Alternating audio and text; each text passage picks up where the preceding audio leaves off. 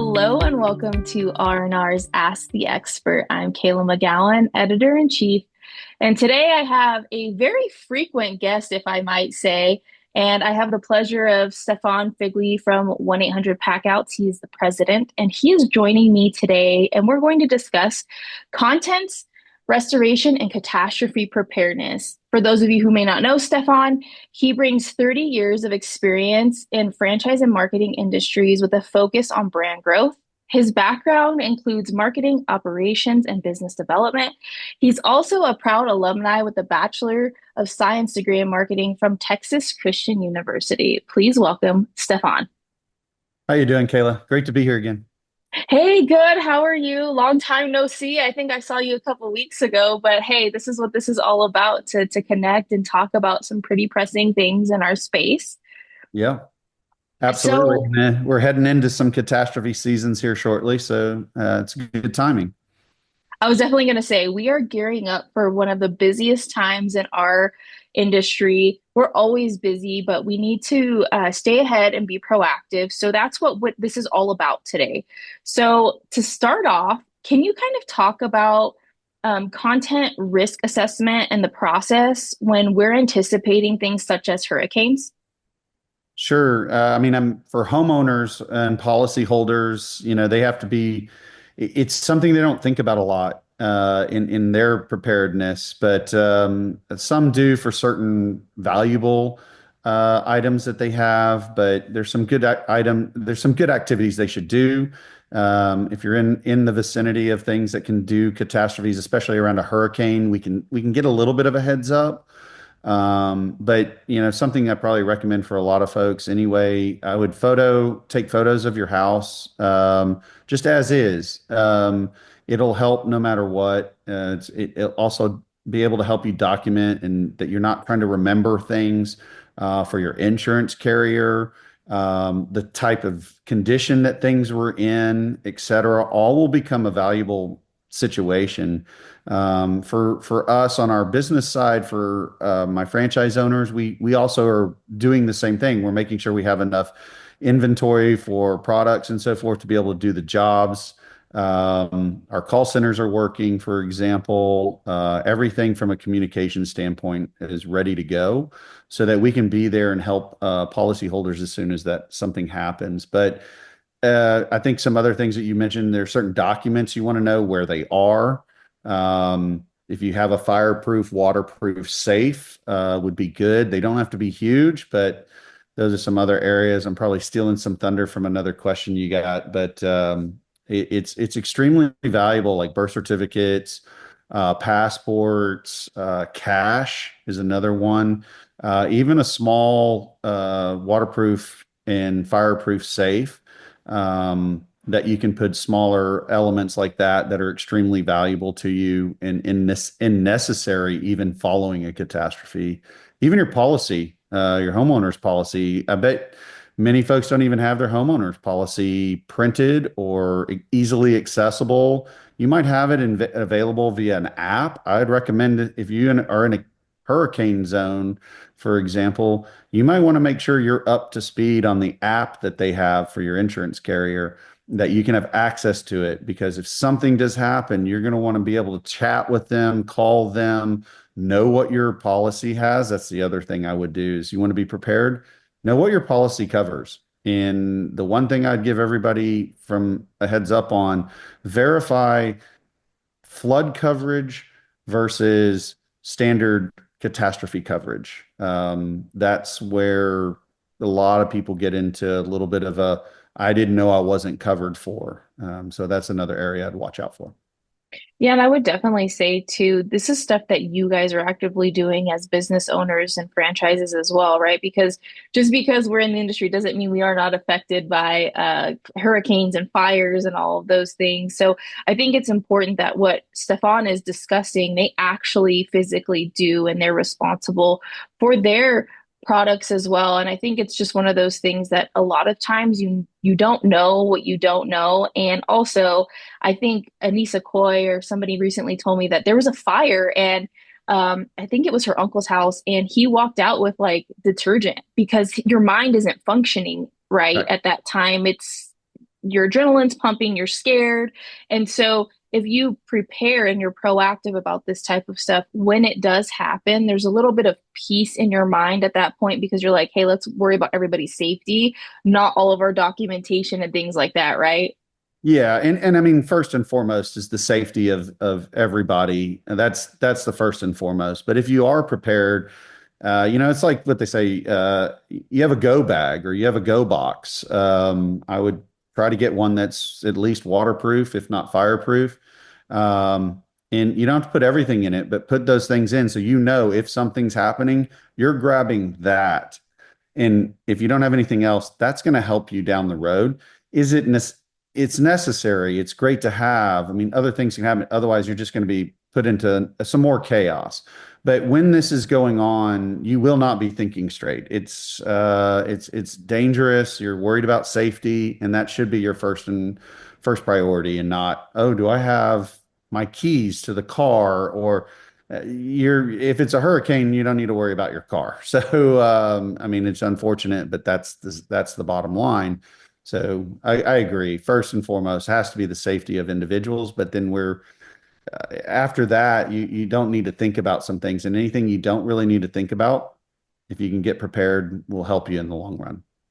Yeah, for sure. And I would definitely say there's several layers like we're talking about, but to kind of go a little bit deeper as far as where we lie as professionals in the space, how do you guys train your teams to respond not only to these catastrophes, but for the content restoration portion and their needs, right? Because I think there's been historic events that have happened in the last 6 months. We've had the hurricanes in North Carolina, we've had the fires in California, which I know directly affected some of your staff. So can you kind of dive into that too? Yeah, sure. And fires, was a little more difficult. They didn't think it was coming in their direction. They knew the fires were around, but they didn't think it was coming in their direction. And the Santa Ana winds changed, and it was like immediate, and all of a sudden it was in a different area, and that's very difficult. You can't prepare for it.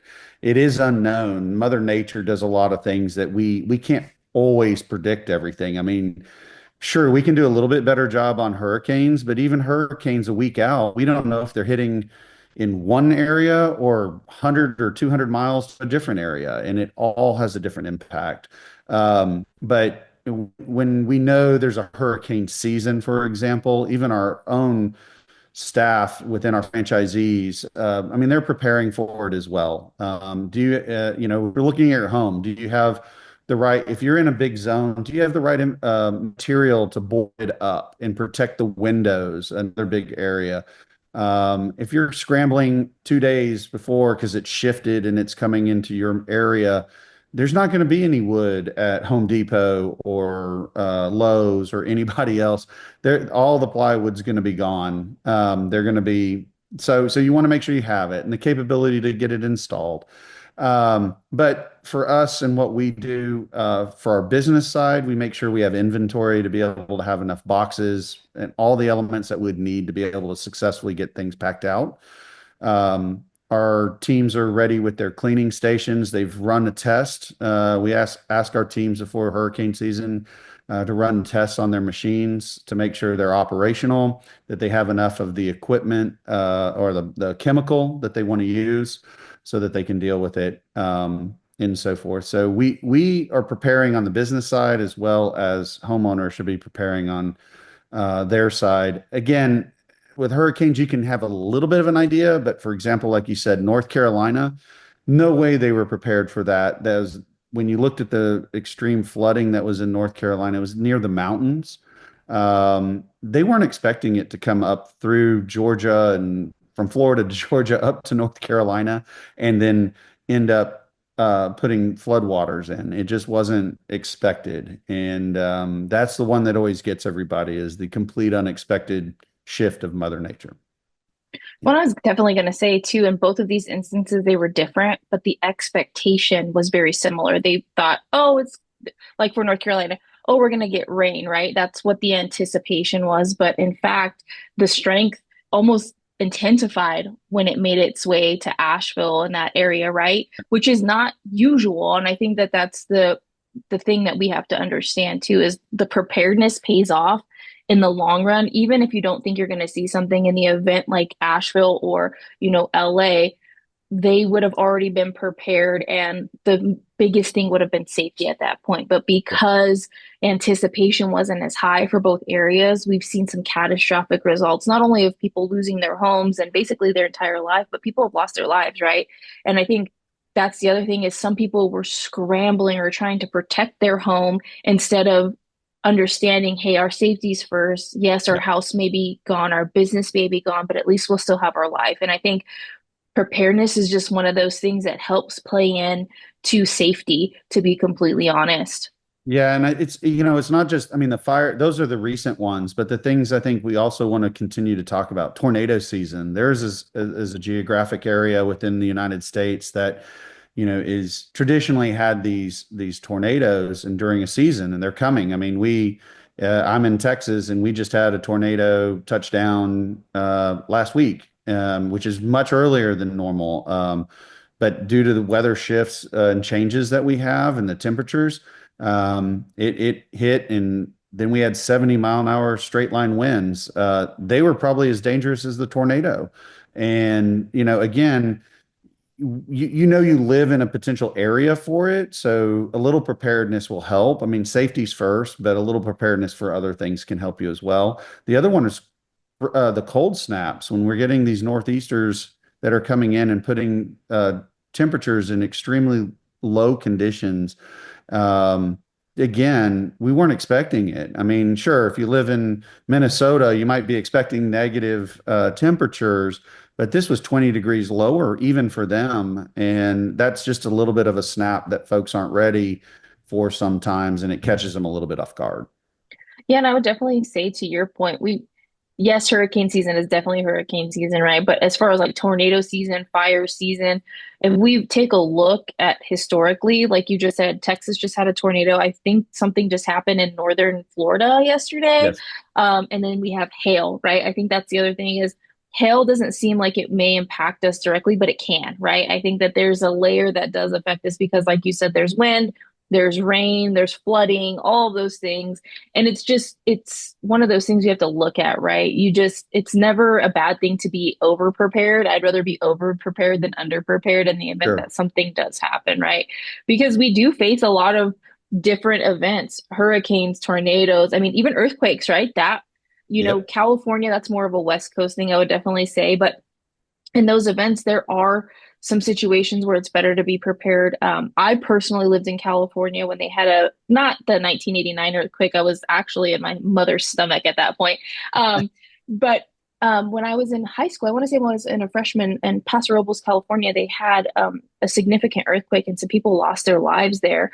Um, but because there hadn't been that exposure in quite some time, that's why people honestly probably more than likely lost their life because it was just like, oh, it's an earthquake, right? It's like, oh, it's okay, it's a grumble, but it really turned out to be something a lot bigger, and that's something that we can learn from as well as these hurricanes and the fires, which is crucial.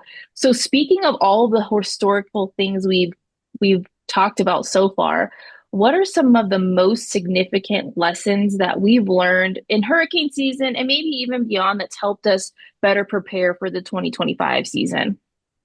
Yeah, the biggest one I would say is complacency. And you just hit on it a little bit. Like, well, they hadn't had one late in California at that time, and caught people a little bit off guard. Well, they haven't had one anytime as major recent, which is great, but be careful. The other thing is in 2024 we had Hurricane Helene and Hurricane Milton come on shore, but we had been about 2 year, almost 2 years without a major storm coming on shore in that sense. And so everybody, I think the Helene had a double factor. It was new, it hadn't happened in a couple years, and then it hit an area. The natural damage hit areas that weren't really expecting such a damage. And those are so that unexpected and complacency of, well, we're out of the window now. Will get you every time. In Tornado Alley, for example, you just got to be ready. I mean, the sirens go, you're ready. You got to figure it out. we're getting better with technologies to help protect everybody.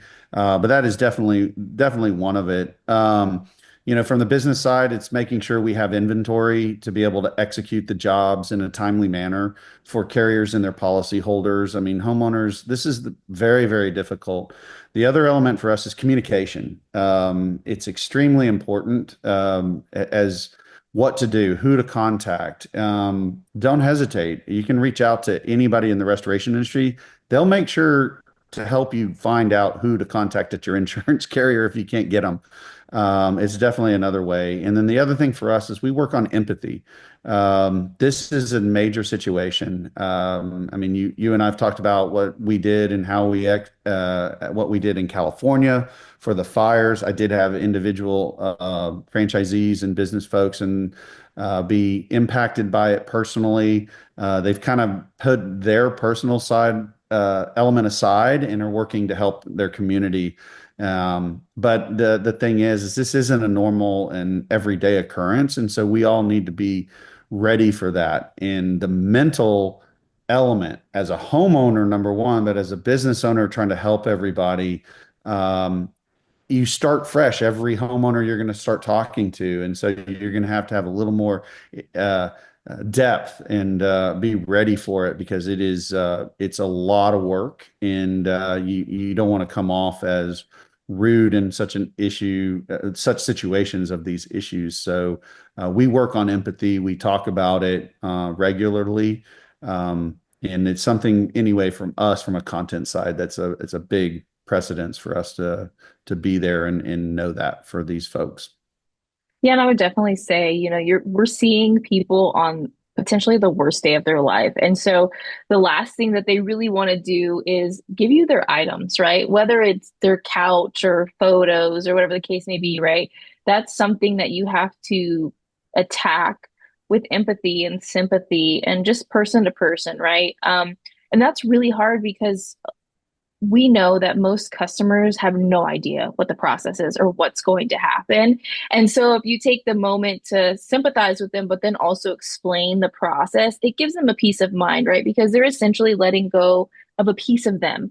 And Right. I think that's one thing that is really great about our industry is even if we're directly affected, you just said this, like your team was directly affected, but they're not worried about their personal side. They're worried about getting people back into their homes or somewhere that's safe and restoring their items and cleaning their items to the best that they can, right? And I think that just shows what kind of people we have in our industry, right? This is oftentimes a very thankless job. And so when we talk about this, I think it puts things into perspective, not only for our peers, but also consumers who may watch this, because we're worried about your well-being. We're worried about your memories and just being in a safe and healthy environment are our top priority. And so, it's key to talk about this type of stuff. And I think we're talking about simultaneous events too, because I'm sure you had people at Asheville affected. Let's talk about this when this happens and you have multiple things going on maybe multiple coasts or maybe in the same area, right? How do you prioritize, the content restoration with multiple systems and documents that are affected simultaneously? Like, how do you tackle that? Well, for us, I mean, that's the privilege that I have is I work in a franchise system, so I have multiple owners across different areas in the United States. And so LA fires and Hurricane Helene, they're going to be different groups of franchise owners or businesses or locations. And so for us, it divides us up, and having enough of a support team at corporate, we can help with that, answer any of their questions. It's dealing with the workflow of everything from different insurance carriers or third party administrators asking for help, or can you take this on as a group, et cetera. That's just a logistical element that we can divide and conquer with our franchise owners. But we get in and we work on managing their capacity. Do they have enough? We don't want them to be over capacitized because it delivers a bad experience to the homeowner and the policyholder.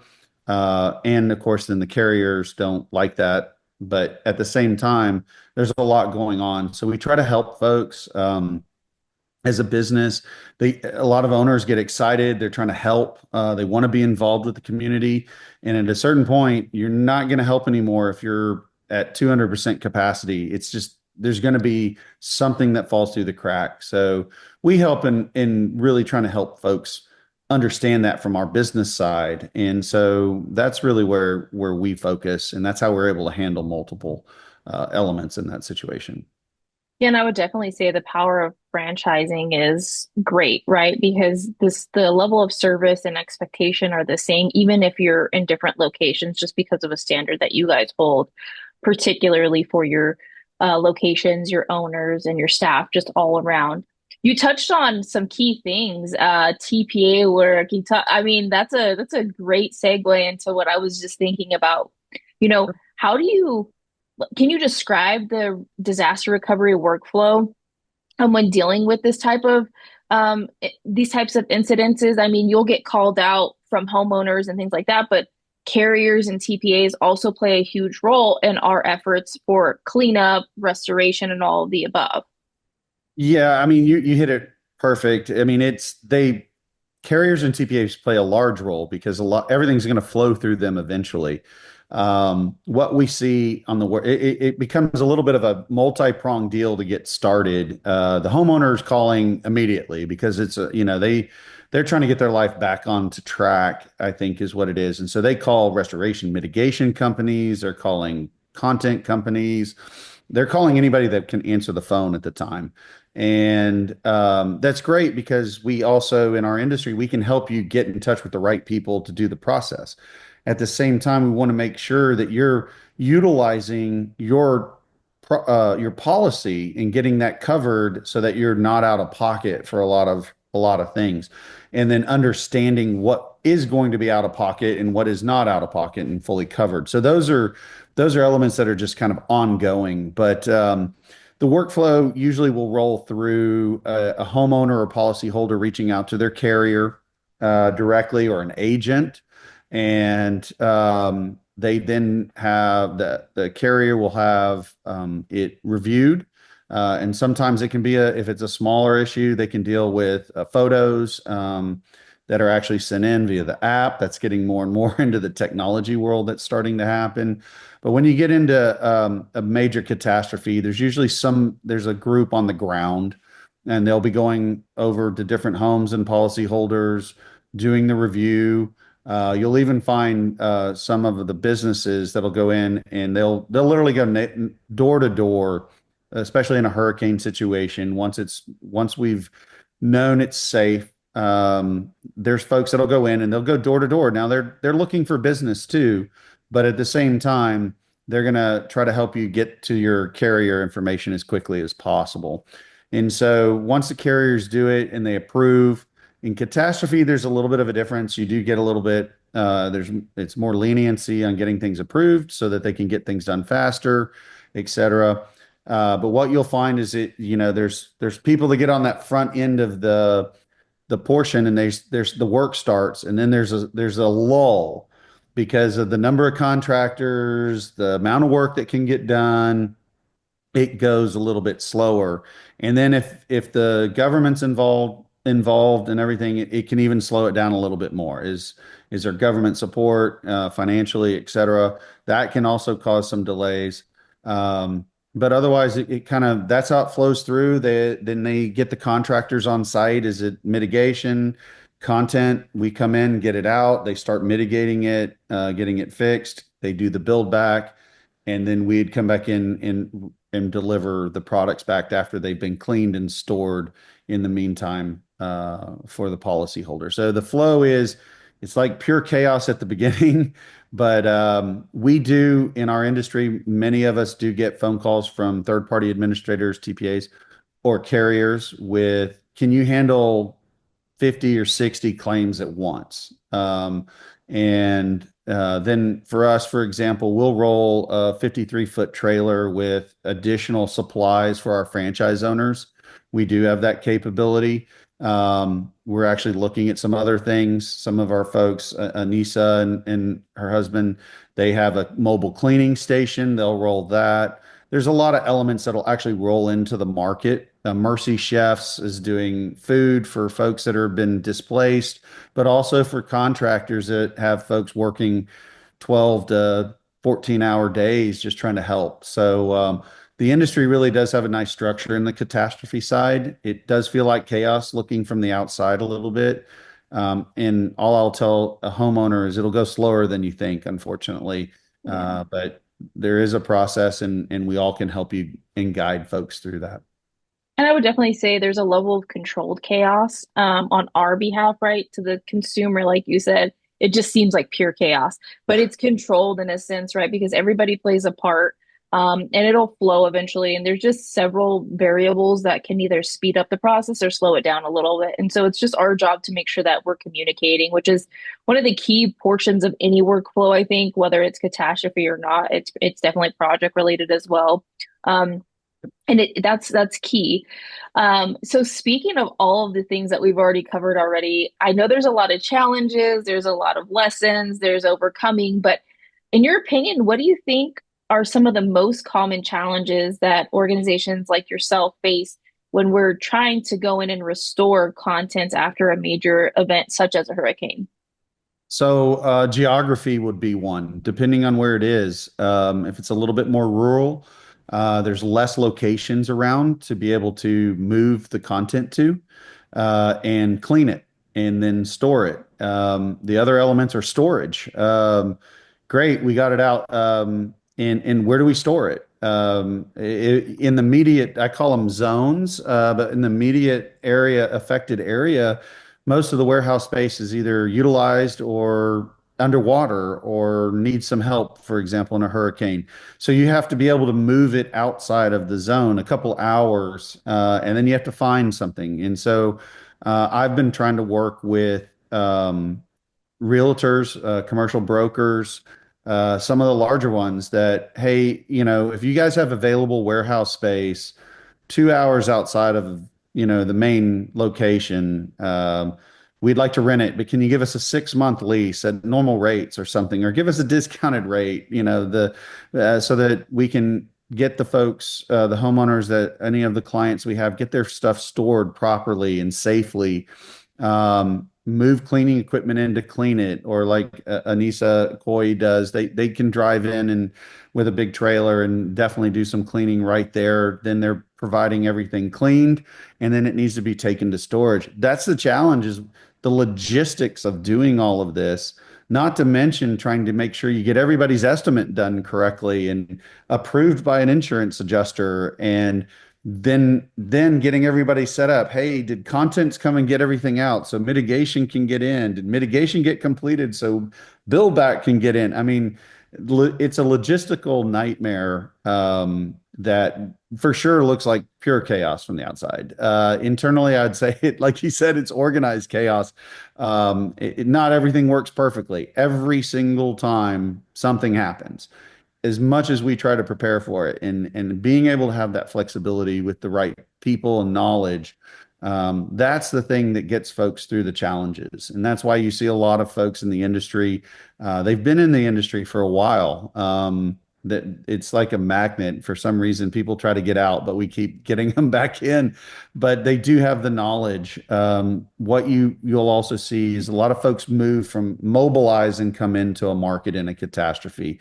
Adjusters, there are cat adjusters, catastrophe adjusters that are, they literally come in for 3 to 5 weeks and just get everything adjusted so that homeowners and policyholders can get the process going. And the industry has figured that out.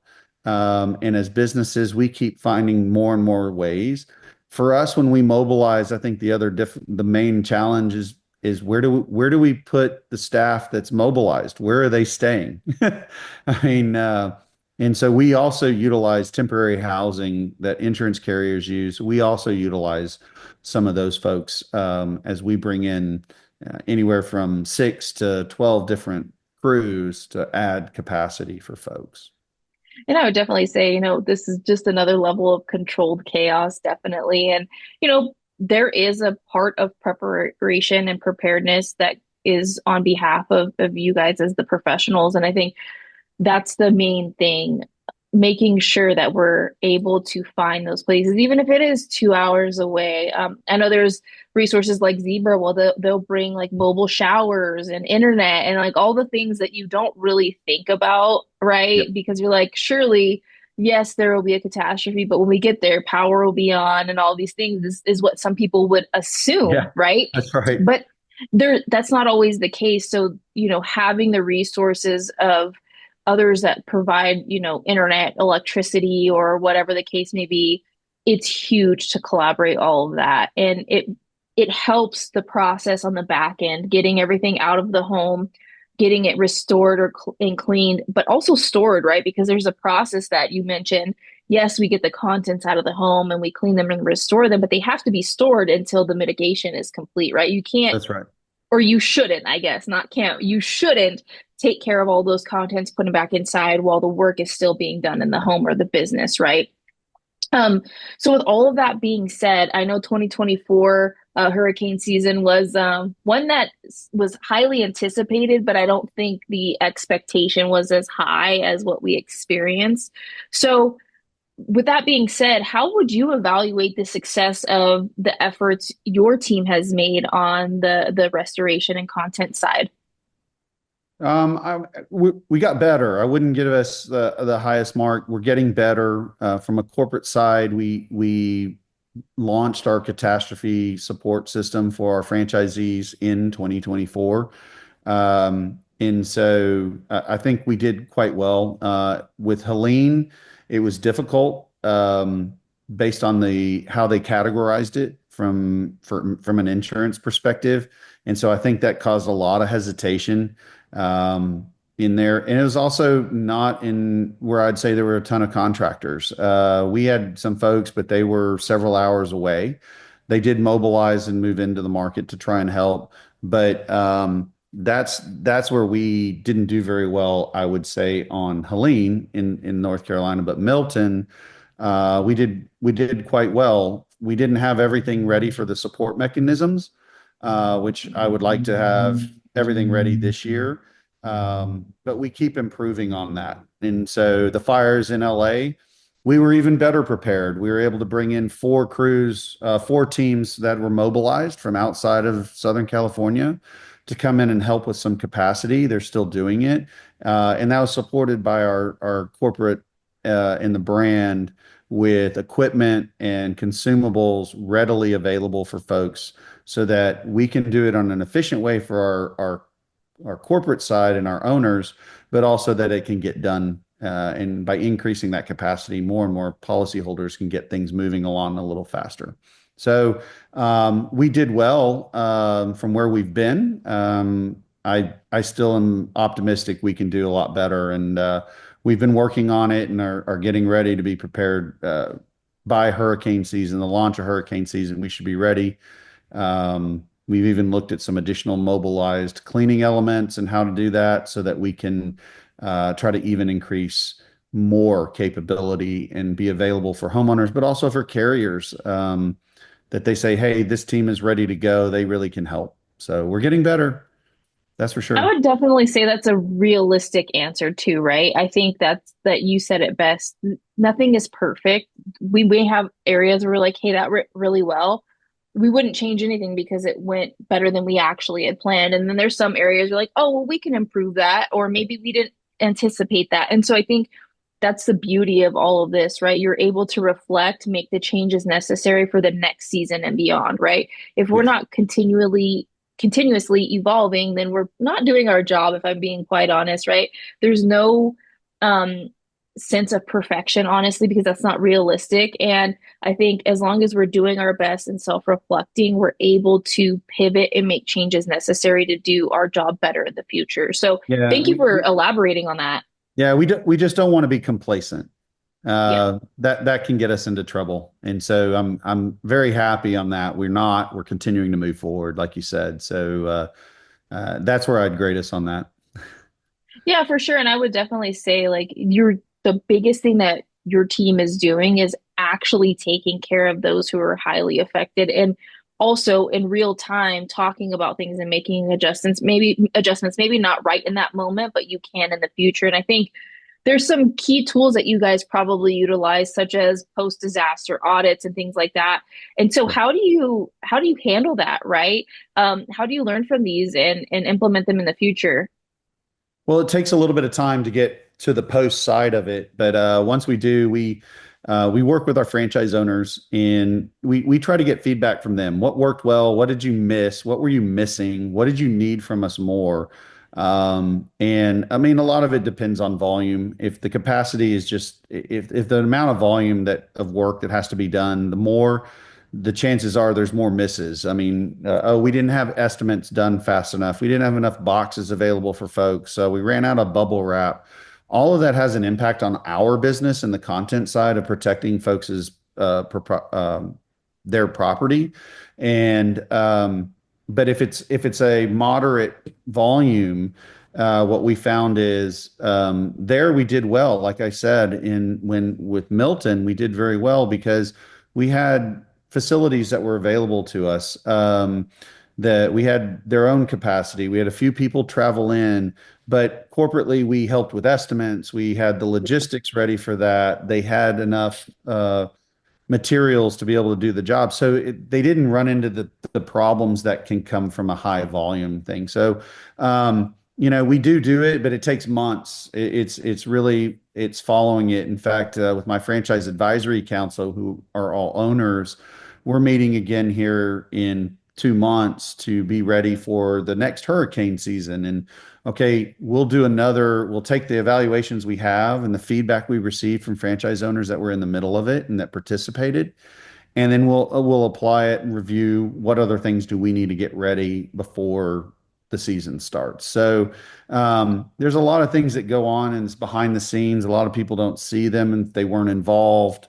I have owners say, you guys don't do enough for us. And then I have other owners like, are you kidding me? They got me housing and they got storage and they got, what did you, well, the other person didn't participate. So they didn't see it all. And we don't necessarily advertise it. It's there as support for that need. And so, yeah, I mean, getting the information from the people that were on the ground, how the logistics work, what did they find headaches, so forth. And then we need to find ways to overcome some of that.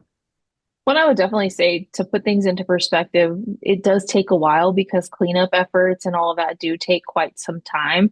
It's not like you drop a glass in your home and you clean it up and it's done like immediately. That's not the process, unfortunately, which I think is also a blessing, to be completely honest, because it allows you to not miss things.